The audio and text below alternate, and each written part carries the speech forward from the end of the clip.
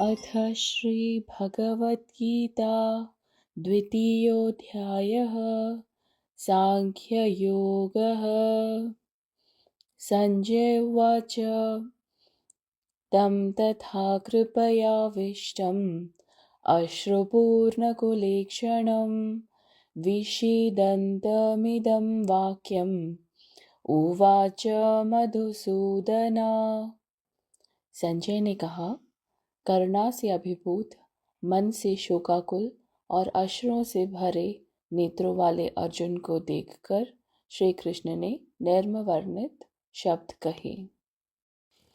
श्री भगवानुवाच कूटस्थ्वाकश्मलम् इदं विषमे समुपस्थितम् अनार्यजुष्टमस्वर्ग्यम् अकीर्तिकरमर्जुन। परमात्मा श्री कृष्ण ने कहा, मेरे प्रिय अर्जुन, इस संकट की घड़ी में तुम्हारे भीतर यह विमोह कैसे उत्पन्न हुआ? यह सम्माननीय लोगों के अनुकूल नहीं है। इससे उच्च लोकों की प्राप्ति नहीं होती, अपितु अपक्षय प्राप्त होता है।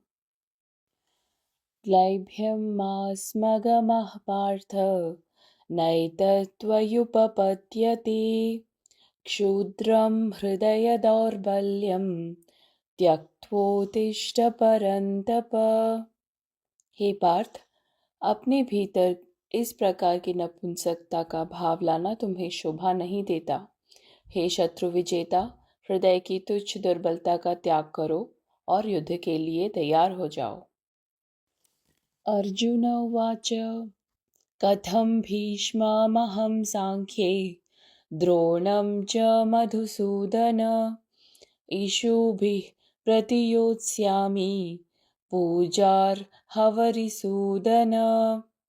अर्जुन ने कहा, हे मधुसूदन, हे शत्रुओं के दमन करता, मैं युद्ध भूमि में कैसे भीष्म और द्रोणाचार्य जैसे महापुरुषों पर बाण चला सकता हूँ, जो मेरे लिए परम पूजनीय है। गुरून् हत्वा हि महानुभावान् श्रेयो भोक्तुं भैक्ष्यमपीह लोके हत्वार्थकामास्तु गुरूनिहैव भुञ्जीय भोगान् रुधिरप्रदिग्धान्। ऐसे आदरणीय महापुरुष जो मेरे गुरुजन हैं को मारकर सुखपूर्वक जीवन व्यतीत करने की अपेक्षा तो भीख मांगकर इस संसार में जीवन निर्वाह करना अधिक श्रेयस्कर है। यदि हम उन्हें मारते हैं तो उनके परिणाम स्वरूप हम जिस संपत्ति और सुखों का भोग करेंगे वे रक्त रंजित होंगे। न चैदद्विद्मः कतरन्नो गरेयो यद्वा जयेम यदि वा नो जयेयुः यानेव हत्वा न जिजीविषाम स्तेव स्थिताः प्रमुखे धार्तराष्ट्राः। हम यह भी नहीं जानते कि इस युद्ध का परिणाम हमारे लिए किस प्रकार से श्रेयस्कर होगा, उन पर विजय पाकर या उनसे पराजित होकर। यद्यपि उन्होंने धृतराष्ट्र का पक्ष लिया है और अब वे युद्धभूमि में हमारे सम्मुख खड़े हैं, तथापि उनको मारकर हमारी जीवित रहने की कोई इच्छा नहीं होगी। कार्पण्यदोषोपहतः स्वभावः पृच्छामि त्वां धर्मसम्मूढचेताः यच्छ्रेयस्यानिश्चितं ब्रूहि तन्मे शिष्यस्तेऽहं शाधि मां त्वां प्रपन्नम्। मैं किम कर्तव्य विमूढ़ हो गया हूँ और गहन चिंता में डूबकर कायरता दिखा रहा हूँ। मैं आपका शिष्य हूँ और आपके शरणागत हूँ। कृपया मुझे निश्चय ही यह उपदेश दे कि मेरा हित किसमें है। न हि प्रपश्यामि ममापनुद्यात् यच्छोकमुच्छोषणमिन्द्रियाणाम् अवाप्य भूमावसपत्नवसनं नमृदं राज्यं सुराणामणिचाध्यपत्यम्। मुझे ऐसा कोई उपाय नहीं सूझता जो मेरे इंद्रियों को सुखाने वाले इस शोक को दूर कर सके। यदि मैं धन संपदा से भरपूर इस पृथ्वी पर निष्कंटक राज्य प्राप्त कर लेता हूँ या देवताओं जैसा प्रभुत्व प्राप्त कर लेता हूँ, तब भी मैं इस शोक को दूर करने में समर्थ नहीं हो पाऊंगा।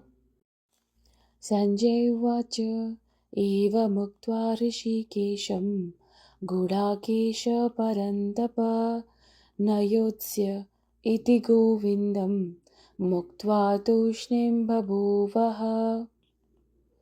संजय ने कहा, ऐसा करने के पश्चात गुडाकेश शत्रुओं का दमन करने वाला अर्जुन ऋषिकेश कृष्ण से बोला, हे गोविंद, मैं युद्ध नहीं करूँगा, और शांत हो गया।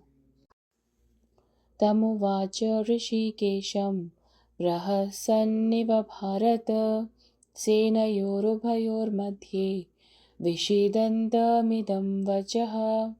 हे भरतवंशी धृतराष्ट्र, तत्पश्चात दोनों पक्षों की सेनाओं के मध्य शोकाकुल अर्जुन से कृष्ण ने प्रसन्न होते हुए ये वचन कहे। अर्जुन अपने गुरुवर और जो उसके बाकी रिश्तेदार हैं, उसके जो कुल के रिश्ते हैं, उनको अपने सामने देखकर उसकी हिम्मत नहीं हो रही है कि वो शस्त्र उठाए, कि वो उनका वध कर सके। इसलिए उसकी आंखें भर आई हैं। यहाँ मूल बात है कि अर्जुन यहाँ उनसे जुड़ा हुआ है। ये जो उसमें ऐसी निर्बलता आई है, ये इसलिए नहीं आई है कि बहुत ही महापुरुष हैं, कि या फिर कि सिर्फ उसके गुरु हैं। मूल बात है कि अर्जुन उन सब से जुड़ा हुआ है, और जब उनको मारने की बात आ रही है तब उसके हाथ कांप रहे हैं। उसे लग रहा है कि उनका वध करके, उनका रक्त बहा के वो पापी हो जाएगा, उनका खून उसके हाथों पे लगेगा। इसलिए वो अपने जो बाण हैं और धनुष है वो चला नहीं पा रहा है, वो रख देता है नीचे। इस स्थिति के बारे में संजय धृतराष्ट्र को बताते हैं। संजय कहते हैं कि अर्जुन बहुत ही दुखी है, रो रहा है, और उस स्थिति में वो भगवान श्री कृष्ण से ये सारे वचन कहता है।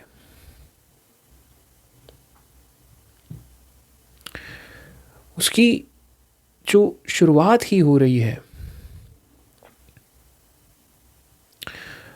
वो सारी द्वेष से उत्पन्न हो रही है।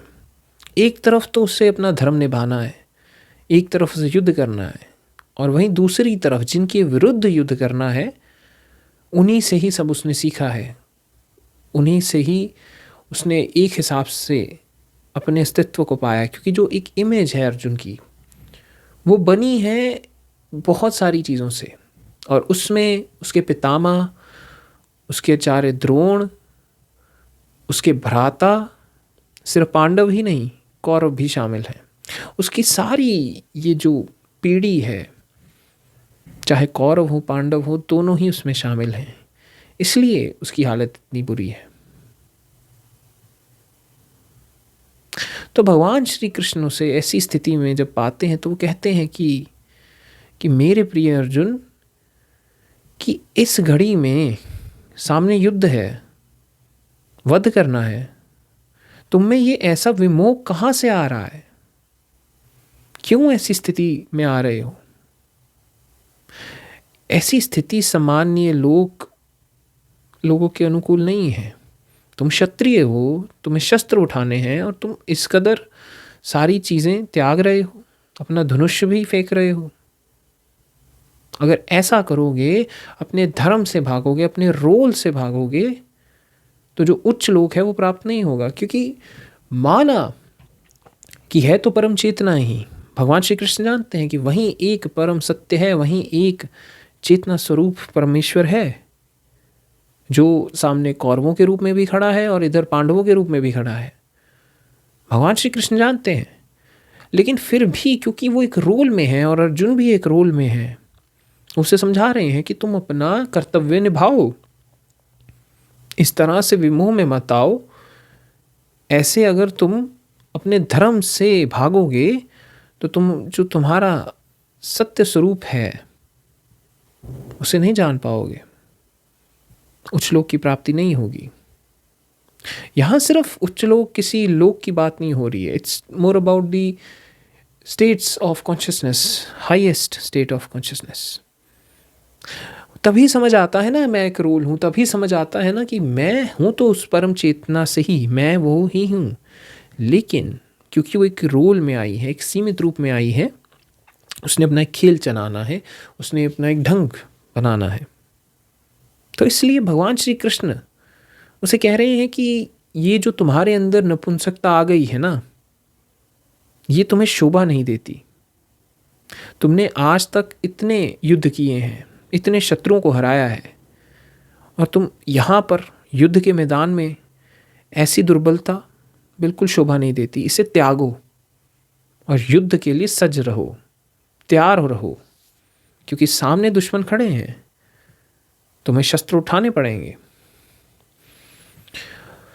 अर्जुन प्रभु श्री कृष्ण की ये बातें सुनकर कहता है कि मैं कैसे बाण चलाऊंगा पितामह भीष्म के विरुद्ध, गुरु द्रोण के विरुद्ध, जिनकी पूजा होनी चाहिए, जो ऐसे महापुरुष हैं, जो पूजनीय हैं, उनके विरुद्ध मैं कैसे शस्त्र उठाऊं।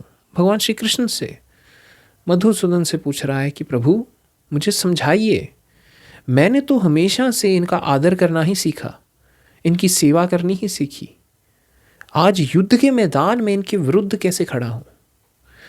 और ऐसी ही स्थिति है एक साधक की भी, क्योंकि वो हमेशा कंडीशनिंग में जी रहा है। कंडीशनिंग की इतनी आदत है कि जब वो उसे क्वेश्चन भी करता है तो उसे बहुत डाउट्स होते हैं, वो आगे नहीं बढ़ पाता है।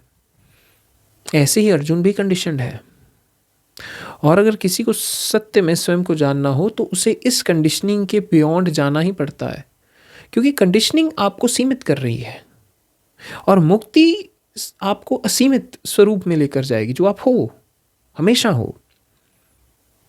इसीलिए अर्जुन को इतनी कठिनाई हो रही है। भगवान श्री कृष्ण तो जानते ही हैं सत्य क्या है, लेकिन अर्जुन के लिए ये बहुत कठिनाई की बात है, उसे नहीं समझ आ रहा। इसलिए वो कहता है कि इन्हें मारने से तो अच्छा है कि मैं भीख मांगकर ही जीवन व्यतीत कर लूं, वो ज्यादा बेहतर है।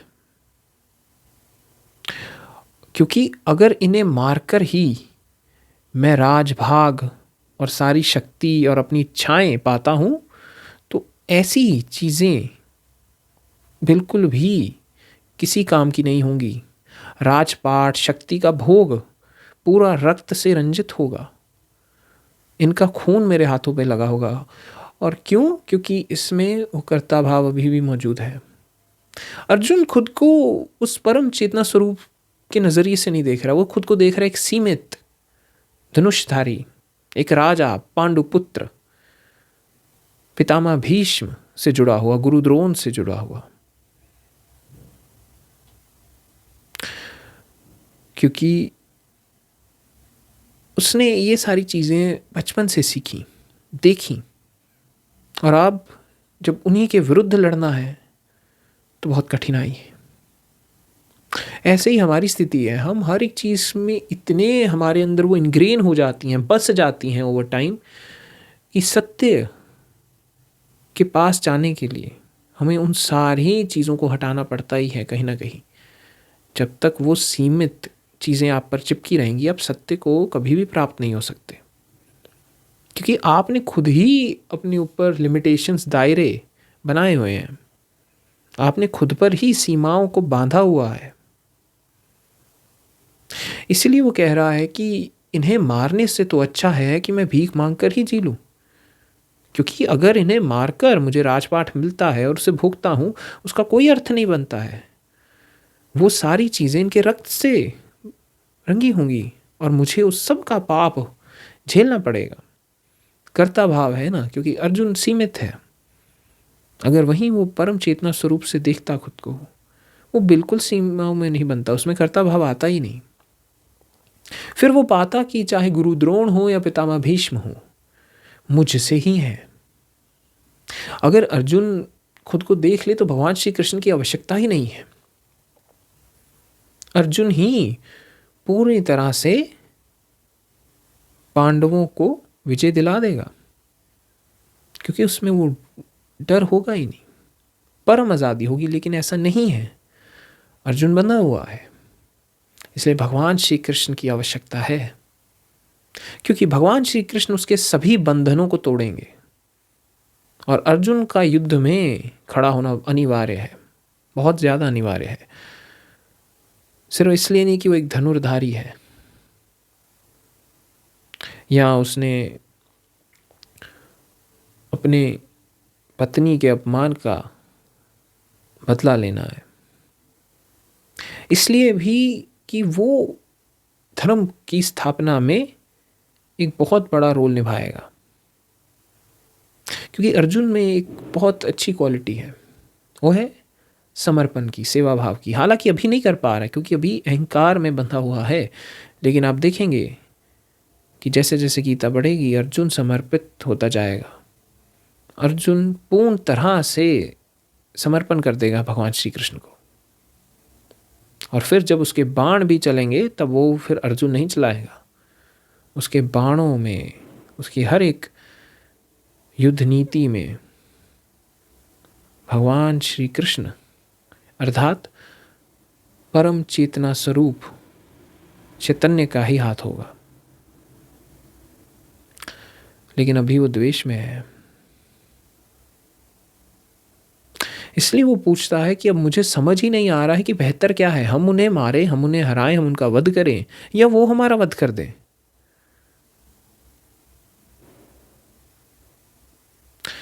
क्योंकि इस सारे युद्ध से पूरा कुल खत्म हो जाएगा, उसका सर्वनाश हो जाएगा।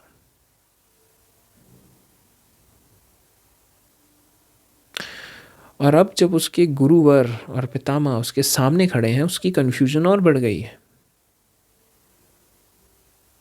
वो तो यहाँ तक कह रहा है कि मेरा तो मन भी नहीं कर रहा है, मेरी इच्छा ही नहीं हो रही कि मैं धृतराष्ट्र के पुत्रों को मारूं, उनका वध करूं। उसे लग रहा है कि अगर इन्हें मार दिया, इनका वध कर दिया, तो जो मेरी इच्छा है जीने की, वो भी समाप्त हो जाएगी। क्योंकि जब पूरे कुल का ही सर्वनाश हो गया तो कोई फायदा बनता ही नहीं है। पितामह भी चले गए, गुरु भी चले गए, भाई भी चले गए। हालांकि कौरवों को ये नजर नहीं आ रहा है, कौरव पूरी तैयारी करके आए छल से मारने की। लेकिन अर्जुन को, क्योंकि हृदय कोमल है, हृदय में प्रेम है और अपने कुल के प्रति एक सेवा भाव है, वो अपने कुल का सर्वनाश होता हुआ नहीं देख सकता, क्योंकि वो खुद कुल से जुड़ा हुआ है। अगर कुल का सर्वनाश हुआ तो कहीं ना कहीं अर्जुन के अहंकार का भी सर्वनाश हो रहा है, उसकी पूरी आइडेंटिटी, उसकी पूरी फाउंडेशन भी हिल रही है। इसलिए उसे इतना द्वेष है कि उसे समझ ही नहीं आ रहा है कि वो उन्हें हराए, वो कौरव हरा दे पांडवों को। उसे समझ नहीं आ रहा बेहतर क्या है।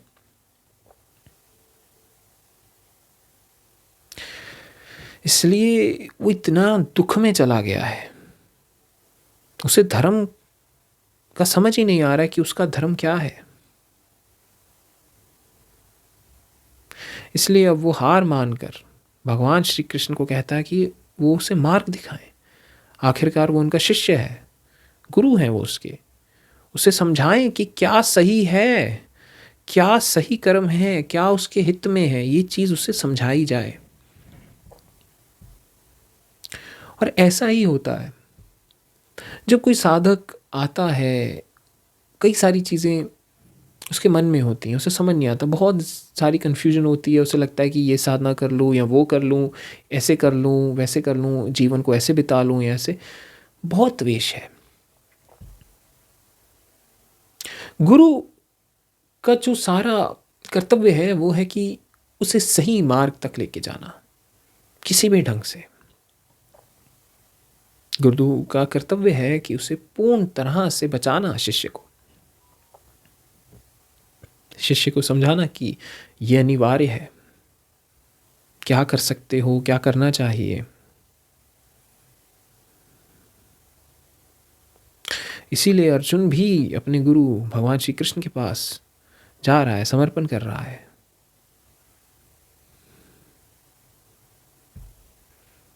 पूछ रहा है कि क्या है सही मेरे लिए, मुझे बताइए।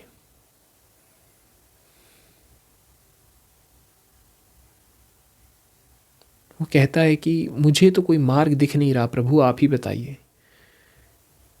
मेरी तो सारी इंद्रियां भी सूख रही हैं, काम करने से ही रुक रही हैं। कह रहा है कि अगर मैं इस पूरी पृथ्वी पर भी विजय प्राप्त कर लूं, पूरी पृथ्वी की जितनी संपत्ति है वो भी मुझे मिल जाए, या फिर देवताओं जैसा जो प्रभुत्व है वो भी प्राप्त हो जाए, तब भी ये जो शोक उसे मिलेगा अपने ही कुल के लोगों को मारने से, अपने पितामह, अपने गुरु, अपने भाइयों को, धृतराष्ट्र के पुत्रों को मारने से, अपने कुल का सर्वनाश करने से, कोई भी इस दुख को शांत नहीं कर पाएगा। क्योंकि अर्जुन यहां बहुत गहराई में डूबा हुआ है। आप पाएंगे अर्जुन में एक चीज कि अर्जुन बहुत हृदय से चल रहा है, बुद्धि से नहीं चल रहा है, हृदय से, दिल से चल रहा है। इसलिए भगवान श्री कृष्ण उसे बहुत सारे मार्ग समझाएंगे, लेकिन अंत में कहेंगे तू समर्पण कर, क्योंकि वो जानते हैं हृदय है। हृदय को बहुत सारी चीजें समझाई नहीं जा सकती, हृदय को मिटाया जा सकता है, डुबाया जा सकता है, क्योंकि वो दिल से है। उसको परम में पूर्ण तरह से लीन किया जा सकता है।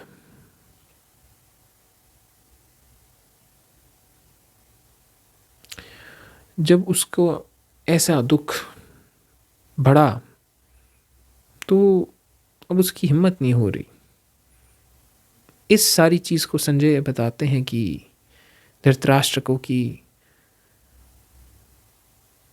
अब उसने, यानी अर्जुन ने कह दिया है भगवान श्री कृष्ण से कि मैं तो युद्ध नहीं कर पाऊंगा, मेरी हिम्मत ही नहीं हो रही, कि गोविंद मैं युद्ध नहीं करूंगा, क्योंकि उसे इसका कोई लाभ नहीं दिख रहा है। हृदय ऐसा ही है, हृदय खुशी मांगता है, हृदय कल्याण मांगता है, बुद्धि विजय मांगती है। भगवान श्री कृष्ण उसकी ये व्यथा जान गए, इसलिए वो मुस्कुरा रहे हैं। दोनों पक्षों के बीच में खड़ा है अर्जुन, और ऐसी हालत, द्वेष, उसकी हिम्मत खत्म हो रही है, क्योंकि हृदय से है। हृदय हमेशा गहरा है, लेकिन भगवान श्री कृष्ण को तो किसी भी तरह से अर्जुन को तैयार करना है। इसलिए वो मुस्कुराते हैं कि अब तो इससे समझाना ही पड़ेगा, अब तो इससे सत्य के बारे में बताना ही पड़ेगा। और यही अनिवार्य है, क्योंकि अगर अर्जुन युद्ध नहीं लड़ता है तो पांडव जीत नहीं पाएंगे। पांडव नहीं जीतेंगे तो धर्म की स्थापना नहीं होगी। इसलिए भगवान श्री कृष्ण अर्जुन को अलग अलग ढंग से आत्मा के सत्य के बारे में बताएंगे। उसे समझाएंगे कि तुम करता नहीं हो अर्जुन, ना तुम किसी को मार सकते हो और ना ही कोई मरेगा। इस परम ज्ञान को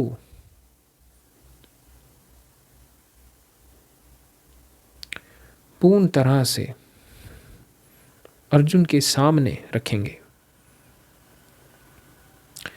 ताकि अर्जुन ग्रहण कर पाए सत्य को और अपने शस्त्र उठा पाए और युद्ध करे, भागे नहीं, संघर्ष करे